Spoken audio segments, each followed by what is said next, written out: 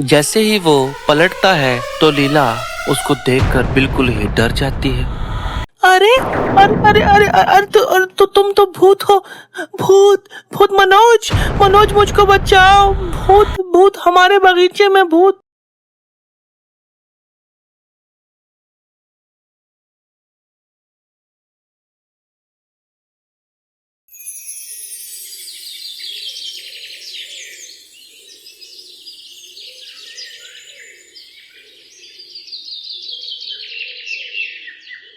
बहुत समय की बात है, बेलापुर नाम गांव में मनोज और उसकी पत्नी लीला रहते थे। वो दोनों किराए के मकान में रहते थे और उन दोनों का एक ही सपना था कि अपना घर खरीदें। एक दिन मनोज की पत्नी मनोज से ये कहती है कि सुनिए जी, कल भी मकान मालिक आए थे और कह रहे थे कि आपसे बात करनी है। क्यों, कोई बात तो नहीं हो गई क्या?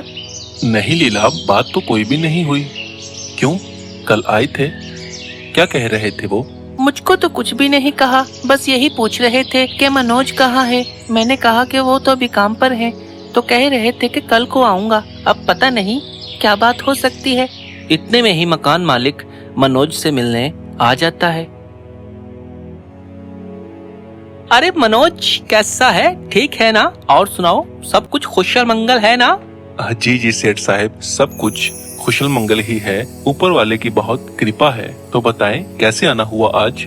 हाँ मनोज, मैं कल भी आया था, लेकिन कल तुम मिले नहीं, तो लीला ने मुझको कहा कि कल आ जाइएगा। बात ये है, मेरे बेटे ने दुकान डाली है और वो कहता है कि इस मकान को मैंने स्टोर बनाना है। जो बाकी का बचा कुचा सामान है वो मैं इसमें रखूंगा। तो मनोज, तुमको ये मकान खाली करना पड़ेगा। अच्छा, तो सेठ साहब ये बात थी। आप चिंता मत करें, हम ये जल्दी ही मकान खाली कर देंगे। वैसे भी हम एक अपने लिए नया मकान खरीदना चाहते हैं, पर बस वही बात है ना सेठ जी कि इतने पैसे नहीं है। और आपको पता है आजकल थोड़े पैसों में मकान इतना अच्छा कहाँ मिले। अरे ये बात है तो मेरी नजर में एक मकान है, मैंने देखा है, बहुत ही अच्छा मकान है, तुमको पसंद भी जरूर आ जाएगा। पर ये है कि इस गांव में नहीं है, वो साथ वाले गांव में है। अगले दिन मनोज और लीला उस मकान को देखने चले जाते हैं।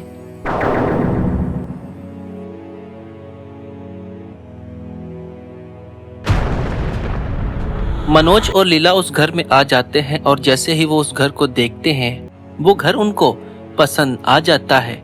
और वैसे भी वो घर सस्ते में मिल रहा होता है और वो दोनों घर खरीद लेते हैं।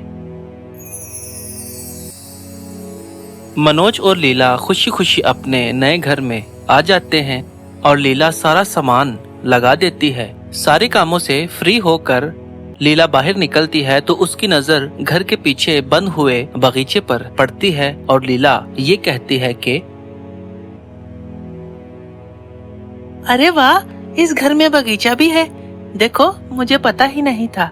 वैसे भी मैं शुरू से यही चाहती थी कि मेरे पास भी एक बगीचा हो।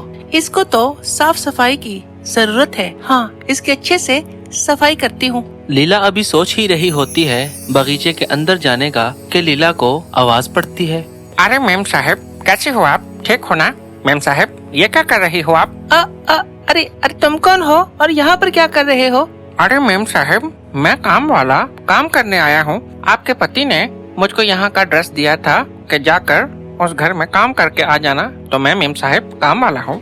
अच्छा, ठीक है, चलो फिर मैं तुमको सारा काम समझा दूँ। लीला पवन को सारा काम घर का समझा देती है कि कैसे कैसे तुमने काम करना है।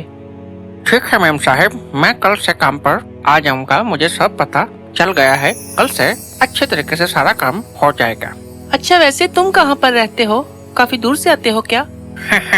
नहीं मैम साहब, मैं यहीं पर पास ही रहता हूँ और यहाँ के सारे घरों का काम बहुत देर से मैं ही करता हूँ। अच्छा, ठीक है। तो फिर तो तुमको पता होगा कि हमसे पहले यहाँ पर कौन रहता था? अरे हाँ मैम साहब, था एक पागल आदमी, अपनी बीवी को बहुत ही मारता था। एक दिन उनके बीच झगड़ा हो गया और उस झगड़े के बाद वो दोनों ही नजर नहीं आए। बस इतना ही पता है मैम साहब, आगे का मुझको नहीं पता। अच्छा चलो, कोई बात नहीं, हमको क्या, हमको तो घर मिल गया है ना। चलो ठीक है, कल से काम पर जल्दी आ जाना। अगले दिन पवन काम पर आ जाता है और अच्छे तरीके से काम करता है।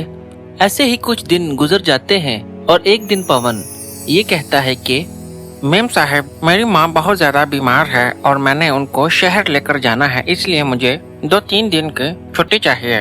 मैं जल्दी ही आ जाऊंगा। 2-3 दिन की छुट्टी चाहिए? अच्छा चलो कोई बात नहीं, 2-3 दिन में खुद ही काम कर लूंगी, कोई बात नहीं। तुम जाओ, वो जरूरी काम है, तुम जाकर वो काम करो और अपनी माँ को हॉस्पिटल शहर ले जाओ। अगले दिन लीला घर का सारा काम करके फ्री हो जाती है और उसके जहन में एक बात आती है और वो ये कहती है कि देखो जरा, इतने दिन हो गए हैं, घर में बगीचा साफ भी नहीं किया, जहन से ही निकल जाता है। चलो अब जाकर बगीचा साफ करती हूँ। लीला बगीचे में आ जाती है और झाड़ू लगाना शुरू हो जाती है। लीला झाड़ू लगा रही होती है कि एक हवा का झोंका लीला को टकराता है। लीला मुड़कर देखती है तो कहती है कि घास का, दरख्तों का कहीं भी एक भी पत्ता नहीं हिल रहा, तो ये हवा कहाँ से आ गई? अच्छा चलो छोड़ो, आ गई होगी। लीला फिर से काम करना शुरू हो जाती है और इस बार उसको एक आवाज आती है, अरे मुझको बचाओ, बचाओ मुझको, मुझे यहाँ से बाहर निकालो। इतना सुनकर लीला डर जाती है और वहाँ से जल्दी जल्दी घर के अंदर चली जाती है। वो जल्दी जल्दी में जा रही थी कि मनोज से टकरा जाती है और मनोज को वो सारी बात बगीचे की बताती है।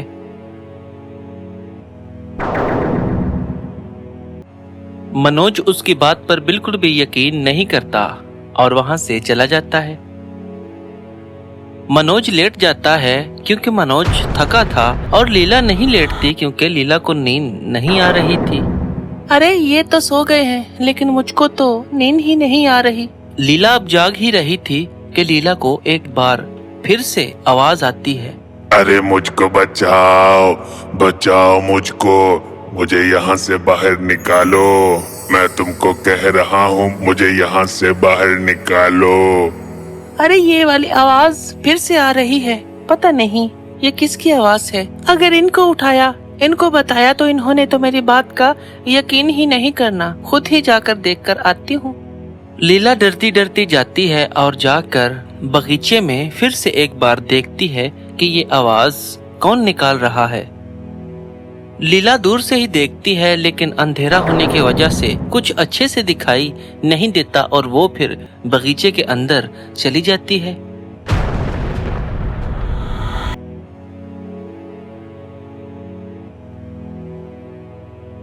वो अंदर आ जाती है और देखती है कि एक आदमी बगीचे में खड़ा है और वो उसको ये पूछती है कि अरे भाई साहब, कौन है आप और कहाँ से आए हैं और हमारे बगीचे में क्या कर रहे हैं? जैसे ही वो पलटता है तो लीला उसको देखकर बिल्कुल ही डर जाती है। अरे अरे अरे अरे अरे तो तुम तो भूत हो। भूत भूत मनोज, मनोज मुझको बचाओ, भूत भूत, हमारे बगीचे में भूत। वो डर कर वहाँ से जल्दी जल्दी अंदर चली जाती है और मनोज से जाकर ये कहती है कि मनोज, मनोज उठो, हमारे बगीचे में भूत है। मैं तुमको सच कह रही थी, तब भी मुझको आवाज आई थी ना, वो किसी इंसान की नहीं थी, वो भूत की आवाज थी। हमारे बगीचे में भूत है। तुम मेरी बात नहीं मानते ना? अरे तो तुम इस वक्त बगीचे में लेने क्या गई थी? बोलो, लेने क्या गई थी तुम वहाँ पर? मनोज, मुझको वही आवाज बार बार आ रही थी। मैंने कहा पता नहीं कौन है। मैं बाहर गई और बगीचे में किसी आदमी को खड़ा हुआ देखा, तो वो कोई आदमी नहीं था, वो भूत था। मनोज, मेरी बात पर यकीन कर लो। मनोज फिर भी उसकी बात पर यकीन नहीं करता और लीला बहुत ही परेशान हो जाती है। अगले दिन लीला उठती है और उसको रात को बहुत ही मुश्किल से नींद आई थी। वो फिर से अपने घर के कामों में व्यस्त हो जाती है और अपने घर के काम करना शुरू हो जाती है।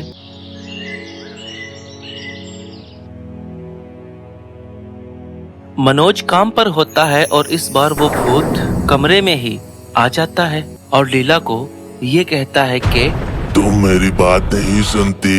मैं तुमको कहता हूँ मुझको बचाओ, मुझको निकालो वहाँ से, मेरी मदद करो। तुम मेरी मदद नहीं करती, मेरी मदद कर दो। अरे अरे अरे अरे भूत, तुम फिर से आ गए। भूत भूत भूत। मुझसे डरो मत, मैं भूत तो हूँ लेकिन तुमको कुछ नहीं करूँगा। मुझे मुक्ति चाहिए, मुझे वहाँ से बाहर निकालो, मेरा अंतिम संस्कार करो। लीला डरी होती है लेकिन भूत उसको सारी बात बताता है कि कैसे मैं इस बगीचे में फंसा हुआ हूँ, तुम मेरा अंतिम संस्कार करो और मैं यहाँ से मुक्त हो जाऊंगा। तो लीला को फिर सारी समझ आ जाती है। ठीक है भूत भैया, मैं तुम्हारा अंतिम संस्कार करके तुमको मुक्ति दिला दूंगी। वो पवन को सारी बात बताती है और पवन को साथ लेकर बगीचे में चली जाती है।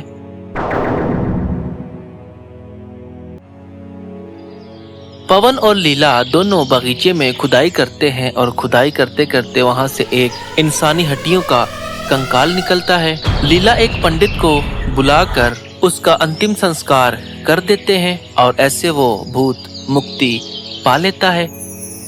हा हा हा हा, बहुत शुक्रिया, तुमने मुझे आजाद कर दिया, मुझे मुक्ति दिला दी तुमने। बहुत शुक्रिया तुम्हारा, बहुत शुक्रिया। अब मैं आजाद हूँ मैं अब। हा हा हा हा। ऐसे लीला उस भूत को मुक्ति दिला देती है और वो अपने घर में खुशी खुशी रहने लग पड़ती है।